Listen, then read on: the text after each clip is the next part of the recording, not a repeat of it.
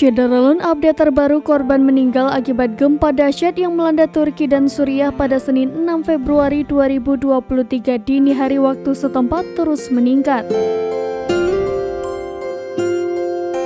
Data yang dihimpun serambinews.com dari CNN pada Rabu 8 Februari 2023 pukul 14.30 waktu Indonesia Barat, korban meninggal telah meningkat menjadi 8.764 jiwa dalam 50 jam terakhir.